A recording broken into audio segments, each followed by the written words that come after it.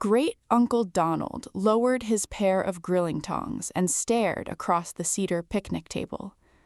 "Hold on," he said, the grease popping on the iron grate behind him. "You charge Corin $1,100 a month to live above the detached garage?" My hands tightened around my glass of iced tea. Before I could speak, my father leaned back in his lawn chair with a dismissive wave, the kind of gesture he used whenever someone questioned how he ran his household. "Corin is 27, Donald," my father said smoothly. "She works a steady county drafting job. Adults pay market rates. Her brother Julian is launching a commercial diesel bay. He needs the runway more than she does." At the far end of the patio, Julian didn't look up from his phone. The ice in my mother's glass rattled as she quickly adjusted the paper plates. A freight train rumbled along the industrial spur 3 blocks away, filling the awkward silence nobody wanted to step into. Great Uncle Donald didn't look at my father. He looked down at my work boots stained with drafting ink and sight mud, then glanced across the yard at the drafty 2-story wooden garage with peeling gray paint. "Does that garage apartment have an approved occupancy permit?" Donald asked, his voice low and raspy from 40 years as chief municipal building inspector. "It has a roof and 4 walls," my father snapped. "That's plenty." "How much, Corin?" Donald asked, turning his eyes directly on me. $1,100 on the first of every month, plus half the electric." Donald set the tongs on the brick edge of the smoker. Then he looked my father in the eye and said the words that turned a quiet Sunday afternoon into a complete reckoning. "Then the rent stops today, Greg, because if you're collecting $1,100 on land that isn't legally yours to monetize, we have a very serious problem with the county auditor." I had spent 5 years believing that loyalty was something you proved by making yourself invisible. I am an architectural drafter and permit expediter for a commercial engineering firm in Columbus, Ohio. My job is precision. I spend 50 hours a week calculating structural loads, cross-referencing zoning setbacks, and making sure commercial builds comply with county fire codes down to the millimeter. In engineering, if you miss a single line on a blueprint, the foundation cracks. In my family, however, the foundation had been cracked for decades. Julian was 2 years older, charming, reckless, and completely incapable of finishing what he started. When he dropped out of technical college, my parents bought him his first set of Snap-on mechanic tools. When he defaulted on a loan for a performance dyno shop, my mother refinanced her sedan to clear his credit. I was the daughter who never caused an emergency, and in my parents' eyes, a child who doesn't cause problems is a child who doesn't need resources. 3 years ago, when the city's rental prices surged, I moved into the uninsulated loft space above my parents' detached 2-bay garage. It had a plywood subfloor, a single baseboard heater that rattled all winter, and plumbing that froze if the temperature dropped below 20 degrees. My father started by asking for $500 a month for property taxes and maintenance. 6 months later, it became $800 because the neighborhood property assessments rose. Then, when Julian decided to lease a commercial warehouse on the south side of town for an independent diesel repair shop, my father pulled me aside by the tool bench and told me my share was increasing to $1,100. "Julian is building an enterprise for the family name, Corin," my father had told me, his voice heavy with that familiar manufactured guilt. "You have a predictable county salary with benefits. It's on all of us to shoulder the weight until his bays are full." I paid it.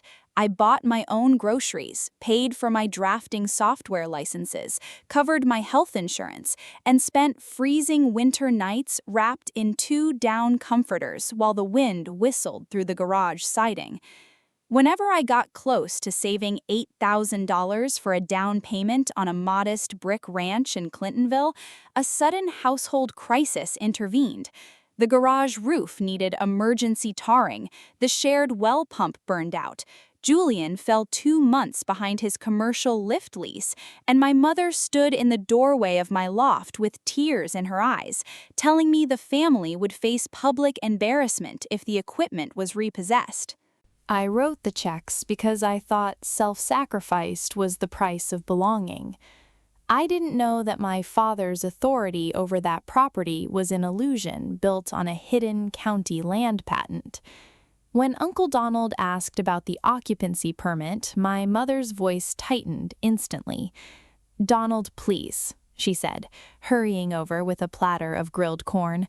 "Corin is helping her brother get established. That's what siblings do." "Helping him?" Donald asked, his silver eyebrows pulling together. "Greg, your father, my brother Arthur, left this 2-acre parcel under a restricted survivorship deed when he passed away 4 years ago.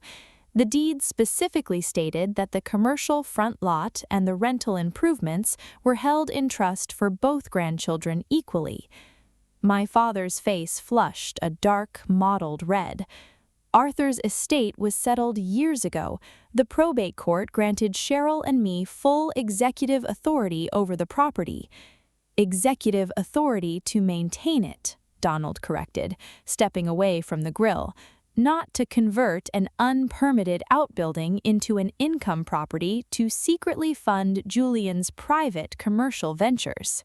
Julian finally tossed his phone onto the table, scowling. "Look, Uncle Don, my diesel shop is bringing in 3 fleet accounts next month. As soon as the cash flow clears, I'm paying back every dollar Dad allocated from the property fund. Nobody is cheated." "Show me the ledger then," I said. My own voice startled me. It was quiet, steady, and stripped of the hesitation I had carried for 27 years. Julian blinked. "What?" "Show me the property fund ledger, Julian," I said, standing up from the bench.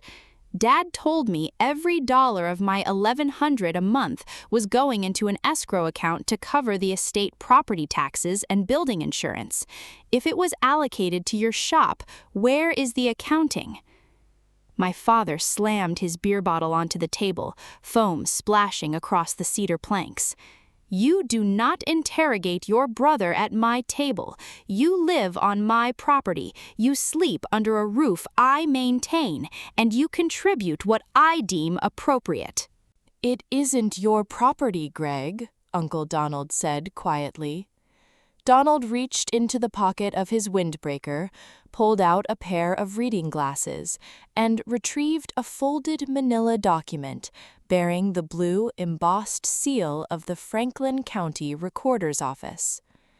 "I pulled the title records on Friday after Corinne mentioned her tax write-off was rejected," Uncle Donald said, laying the papers flat between the salad bowls. "Arthur left the rear parcel, including the garage and the commercial driveway, directly to Corinne. The deed was registered under an automatic transfer-on-death affidavit 3 years ago." My mother let out a sharp gasp, her hand flying to her mouth. "You knew?" I asked, looking from my mother to my father. "The transfer was conditional on estate probate closure," my father yelled, his voice cracking with panic. "You were 24, working entry-level contracts. You would have sold the parcel to an outside developer. We held the title in constructive trust to protect the family estate." "You didn't hold it to protect the estate," Uncle Donald said, tapping the certified legal description on the paper. "You held it because Julian's commercial lease on 5th Avenue required a 2-acre real estate collateral guarantee. You pledged Corinne's land to the bank by filing a fraudulent executor waiver, and you used her monthly rent payments to service the interest on Julian's equipment line." The backyard went completely motionless. The smell of charcoal smoke hung thick in the warm afternoon air. I looked at Julian. His eyes dropped to his sneakers. He didn't look surprised. He didn't look outraged. He knew. He had known the entire time. I didn't pack my bags in tears. I went up the wooden stairs to the garage loft, pulled my architectural flat files from the metal desk, and methodically packed my drafting monitors, my measurement rigs, my clothes, and my legal records into 8 heavy plastic totes. Uncle Donald backed his heavy-duty pickup truck up to the garage door and helped me load every single box. My mother stood at the bottom of the exterior stairs, clutching her sweater around her shoulders. "Corin, please, don't let Donald tear this family apart over paperwork. Your father was trying to make sure both of you had a future." I paused on the second step, holding a box of engineering blueprints. "Dad didn't build a future for both of us, Mom," I told her, my voice clear and cold. "He built a pedestal for Julian, and he used my life as the timber to keep it from collapsing." By Monday morning at 8 a.m., Uncle Donald and I were standing in the Franklin County Probate and Recorders Division. With Donald's 40 years of municipal contacts and my background in title and zoning documentation, the paperwork moved with terrifying speed.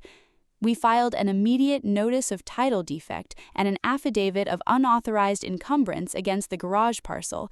Because the land had automatically vested in my name upon my grandfather's death, my father's subsequent pledge of the property as commercial collateral for Julian's diesel lifts was legally null and void.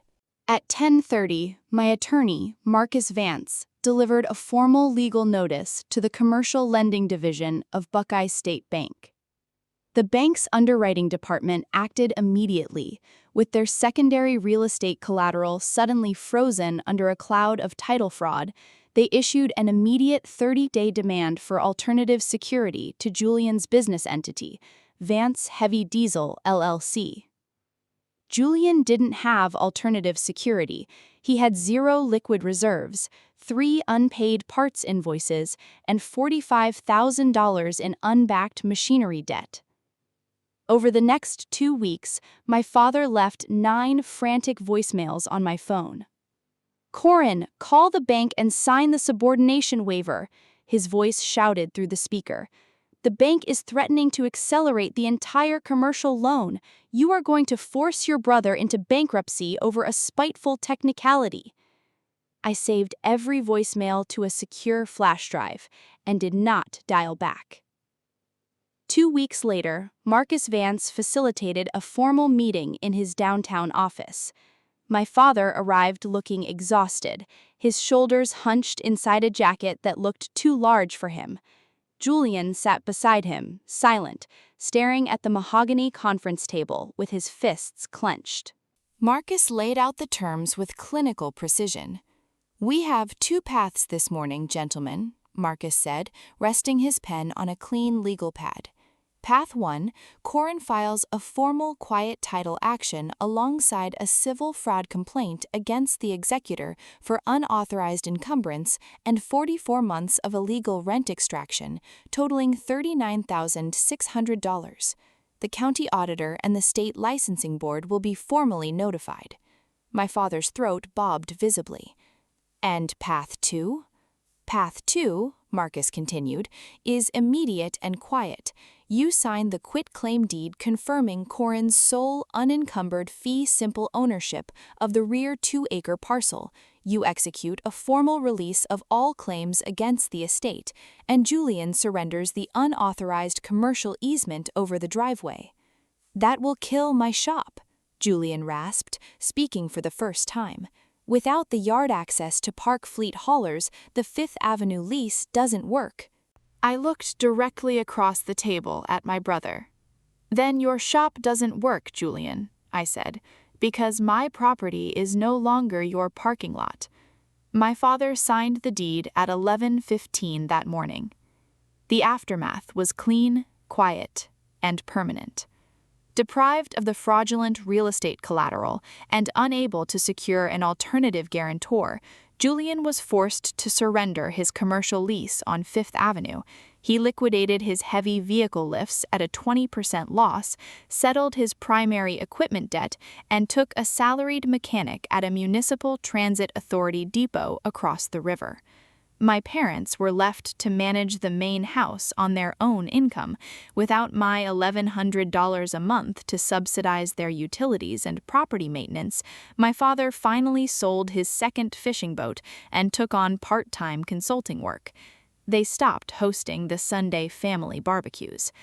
2 months later, I used my verified title on the 2-acre parcel to secure a modest construction rehabilitation loan. Uncle Donald and I spent 6 weekends gutting the drafty garage loft. We installed spray foam insulation, heavy double-hung cedar windows, a certified sub-panel, and a high-efficiency mini-split heat pump. I transformed the lower bay into a sunlit architectural drafting studio with a 15-foot work table, 3 design monitors, and a dedicated client entrance facing the paved lane. On a cold Saturday evening in December, the first snowfall of the winter began to drift softly against the high glass windows of my new studio. The mini-split hummed quietly on the wall, keeping the room at a steady 70 degrees. A pot of fresh coffee brewed on the counter. My deed, stamped, certified, and bearing my name in crisp county print, rested in a simple black frame on the wall above my drafting table. There were no footsteps above my head. There were no knocks on my door demanding cash to fix someone else's emergency. The studio was warm, not because someone allowed me to stay there, because it was mine. She pulled the certified deed from the county archives. She severed the unearned collateral on her life. She said being the reliable child was never an invitation to steal my foundation.